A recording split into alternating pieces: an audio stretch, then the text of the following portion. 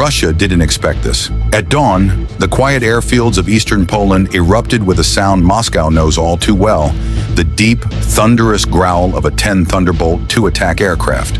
Within minutes, dozens of US A-10 Warthogs, America's most feared tank killers, lined the runways in tight formation, their unmistakable GAU-8 Avenger cannons gleaming beneath the rising sun.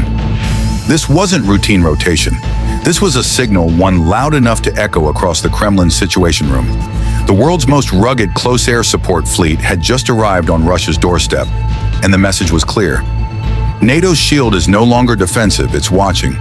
From the forests of Belarus to the fields of Kaliningrad, Russian radar operators suddenly found themselves tracking aircraft they'd hoped they'd never see this close again. And what happened next left Moscow stunned. Before we break down the movement itself, we have to understand why the A-10's arrival carries such weight. The A-10 Thunderbolt II, nicknamed the Warthog, was built for one thing: survival. Its titanium cockpit, the legendary bathtub, can withstand direct hits from anti-aircraft fire. Its massive 30mm GAU-8/A Avenger cannon can shred tanks, armored vehicles, and fortifications in seconds. Since the Cold War, the A-10 has been the nightmare of Soviet armor. It was designed precisely to counter Russian tank divisions rolling across Europe. In Operation Desert Storm, it destroyed over 900 Iraqi tanks. In Afghanistan and Iraq, it became the soldier's guardian angel the sound troops prayed to hear overhead when pinned down. And now in 2025, with tensions near boiling on NATO's Eastern Flank, the A-10's sudden reappearance in Poland isn't nostalgia, it's deterrence. It started quietly. In early morning hours, satellite imagery showed heavy cargo planes landing at Powidz and Lask air bases in Poland. Maintenance crews worked through the night unloading containers, fuel systems, and ground support vehicles. Hours later, C-17 Globemaster III transports began offloading the unmistakable silhouettes, A-10 fuselages wrapped in protective coverings, rolling down ramps under tight security. Within days, the fleet was assembled, armed, and painted with updated NATO insignia. Locals near the airfields watched in awe as columns of gray Warthogs taxied into position, their engines roaring like thunder across the plains. Officially, Washington called it a rotational training deployment. Unofficially, this was strategic theater. The A-10's range, low-altitude flight profile, and armor-piercing firepower made it the ideal weapon for countering Russian ground incursions in any Baltic scenario. For Moscow, it wasn't just hardware moving, it was a declaration. Once operational, the Warthogs began flying low-level patrols near the Suwałki Gap, that narrow 65-mile corridor connecting Poland and Lithuania. Why there? Because it's NATO's most vulnerable choke point, the only land bridge linking the Baltic states to the rest of the alliance. If Russia ever attempted to isolate Estonia, Latvia, or Lithuania, this is where it would start. So when locals in northeastern Poland started spotting A-10 skimming treetops, banking over farmland, and flying tight combat formations toward the Baltic, the message was crystal clear. NATO is protecting the gap. Each sortie was tracked by Russian radar in Kaliningrad and Belarus. Within hours, Moscow's defense ministry labeled the movement provocative. But even Russia's own analysts knew what it meant. The US had just positioned the most lethal anti-tank platform in history within strike range of Russian armor. In Moscow, the reaction was immediate. Reports flooded into the National Defense Control Center, detailing dozens of radar pings, engine heat signatures, and coordinated low-altitude flights along the border. At first, Russian commanders believed it was a drill until they realized the A-10s weren't leaving.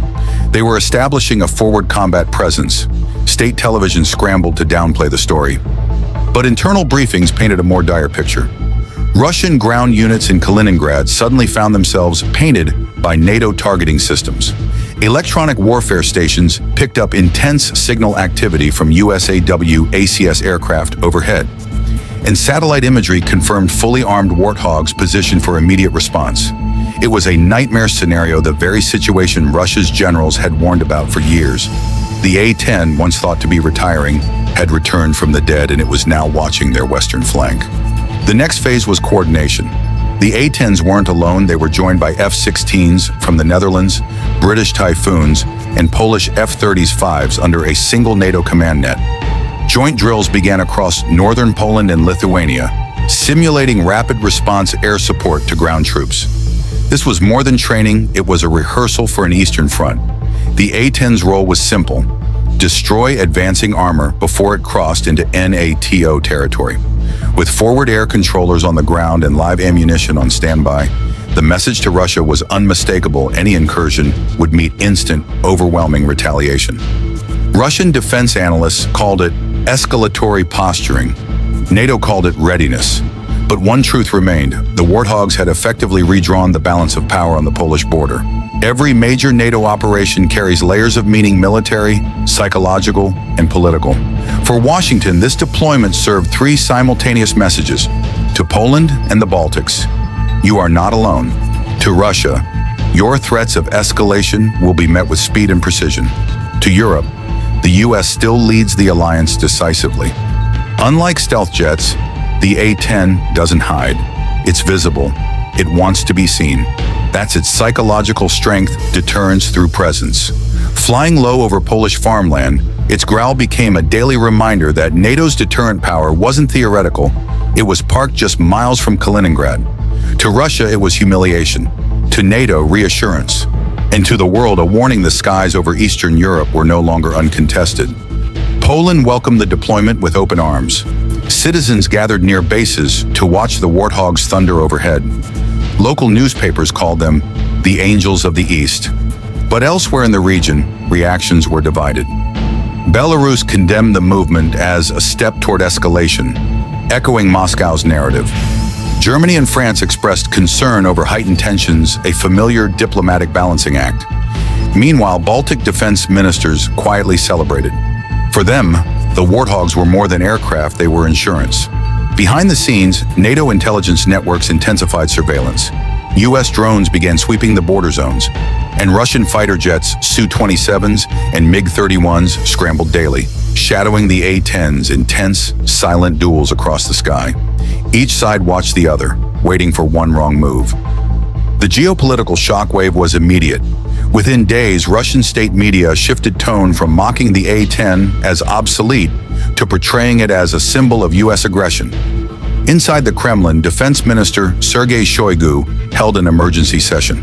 Military analysts briefed him on potential scenarios. The A-10's range now covered Kaliningrad, Belarus, and Western Russia. Its presence threatened Russian supply lines and troop concentrations near Smolensk. Any move westward would now face direct NATO retaliation. Putin's advisors faced a brutal reality. Russia could no longer maneuver without being seen. Every convoy, every armored column, every radar ping risked detection. Moscow's narrative quickly changed from dominance to defense. For the first time in months, the Kremlin found itself reacting instead of dictating. When deterrence turns into confrontation, escalation becomes a coin toss. Military observers outlined four dangerous paths: airspace provocations, Russian jets buzz NATO aircraft, increasing collision risks; electronic warfare, Moscow activates jammers to disrupt NATO communications; proxy pressure, Belarus stages exercises near the border to test NATO reaction times; cyber operations, coordinated digital attacks on Polish infrastructure to send a warning. Each one could trigger a chain reaction no one could control. And yet Washington wasn't backing down. In fact, Pentagon sources hinted at additional deployments if Russian activity continued. The stage was set for a dangerous standoff, one engine roar away from escalation. Beyond the strategy and the steel, there are the people. A-10 pilots are a rare breed trained for low altitude, ground-level combat where seconds decide survival. They call themselves hog drivers, warriors who fly into danger, not away from it. For them, Poland's mission is personal. It's about protecting allies, deterring aggression, and reminding the world that American air power still commands respect. One pilot described the feeling best: when you're flying 300 feet off the ground at 400 knots, staring at the tree line of another country, you realize how thin the line of peace really is. That's the tension the world feels right now. For Poland, this deployment is historic. A century ago, the country was carved apart by great powers. Today, it hosts the most battle-tested aircraft in the U.S. arsenal. The Warthogs symbolize more than deterrence, they represent sovereignty. Polish commanders see it as the ultimate message to Moscow. Never again will Poland be caught unprepared. On social media, videos of the A-10s went viral. Children waved flags as the aircraft passed overhead. To the Polish people, it wasn't provocation, it was protection. By the end of the first week, one thing was clear: the balance of fear had shifted. The A-10 deployment wasn't just about defense, it was about momentum. For the first time in months, Russia was on the back foot, scrambling to interpret NATO's next move. Every radar blip, every patrol, every aircraft launch became part of a silent chess game across the skies of Eastern Europe. And deep in Moscow's command centers, a single question lingered. If this isn't just a drill, what happens next? The A-10 deployment had already shaken Moscow's confidence, but in geopolitics, every show of force invites an answer, and that answer was coming. Within 72 hours, Russian forces in Kaliningrad went on high alert. Satellite imagery showed S-400 missile batteries repositioning near coastal zones. Electronic warfare trucks fanned out into forests. The region's skies suddenly filled with MiG-31 interceptors on combat patrols. On paper, this was routine readiness. In reality, it was panic disguised as posture. The US had moved a Cold War legend back into Europe's front line, and Russia's generals couldn't predict what came next. Inside NATO's Joint Air Command, planners had options on the table. Persistent presence flights, rotating A10 patrols across Polish and Lithuanian corridors, keeping Russian radar operators awake every night. Live-fire exercises, close air support drills near training ranges only 80 miles from Belarus. Forward arming and refueling points, your FARPs. Makeshift mini-bases allowing A-10s to land, refuel, and relaunch within minutes. Allied integration ops, pairing Polish artillery units and American Warthogs for real-time targeting data. Each step tightened the noose around Russia's western flank. Each flight blurred the line between deterrence and provocation. Pentagon insiders called it controlled escalation. Moscow simply called it madness. Russia couldn't match the A-10's precision, but it could play its own game: intimidation. Kaliningrad's coastal radar lit up with Iskander missile drills. Propaganda channels boasted of precision strikes capable of wiping out NATO bases. Russian Su-34 bombers staged mock attack runs near the Baltic Sea. State TV rolled dramatic footage of missiles launching against the sunset, patriotic music thundering in the background. But behind the curtain, the mood was far from confident. Leaked reports from within the Russian Defense Ministry hinted at fuel shortages, aging aircraft, and pilots rotated between multiple fronts. The truth: Russia could bark, but it couldn't bite. Not here, not now.